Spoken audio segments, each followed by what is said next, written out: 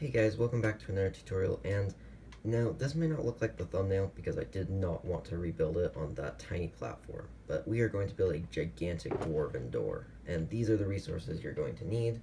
So if I just move these into my inventory so you can see all of them, you will need a lot of stone brick, some cyan terracotta, and red terracotta and concrete. These can be switched out for a different color if you want.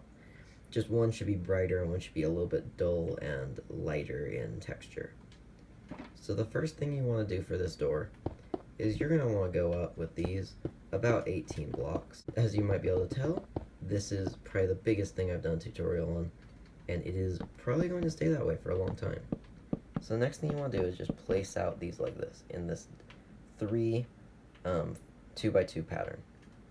And this is essentially the logs that make up your gigantic door. So then, after you're done with that, just place down some of this cyan terracotta right on top of these logs. So you'll have that design. And then if you go all the way up to the 18 mark, then go down 2 blocks, and then bring this door all the way up. So because we want the logs to be slightly different, to have that nice archway fitting, at least look, whether it can fit in there or not, you want to have it, not all the logs be the same. You could go up a little bit more if you want a steeper door, but I personally recommend if you want to use the same door frame that's going to be in this tutorial, then you are going to want to just go up one at a time, because that is the best for at least this door frame. So the final one you want to bring up all the way to that 18 mark that you had before. And then if you just kind of bring that all the way up on every single log, then yeah, you can just fill it in. Now, you might wonder, why do we put that gray band down there? That's meant to look like metal. Even though it is technically not metal, it gives the impression that there's something holding these logs together, even though there isn't. So next you want to mine out a layer of 2 below the 1 mark on this one, and then you just want to go completely across, cutting it out of every single log. So you go through and put that in. So now you have a second, essentially like a bind on the door. So next up, for the actual door, you're going to want to put some of these andesite walls. Now, this isn't really exact, but I like to put them a little bit down here. I will actually quickly count out how many blocks that is. Looks like it's 4. That seems about the right height for me. You might want to make it in the middle, or I'm not sure why you'd want to make it higher, but I personally like it just 4 blocks above the ground. So next up for this, you just want to quickly put these up a little bit more. Now, this is just to keep the illusion that it actually looks right, because if this cuts off and makes a door right here, it won't look right.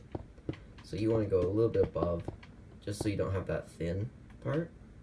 And then because we're at 18 right here, or no, 18 is right here. Yeah, right at this block right here. You want to go up 1, 2, 3, 4, 5, 6 on just that one. Then bring it up to 1 down on each of these sides and 1 down on that side, and that'll make a nice point. So then finally you want to go completely across, and for the actual center you want I just went and checked the design, and it is 8 blocks across. So if you count 4, then 4 again, then you can make your next little pillar right here. So once you bring all the pillars up, you are actually going to want them to bring them 1 higher. So this will be 25 blocks off the ground. Then you're going to want to do the same right here, quickly building across all the way to the other pillar.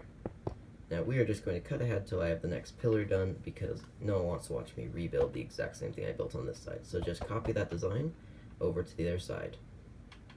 So what we need to do is the top, and I already started on this side just so I could not have to cut as much. So what you want to do is you want to go just above this door and go 6 blocks, and that should leave you 1 block below that. So all the way up each time. And then you want to kind of leave it open at the end.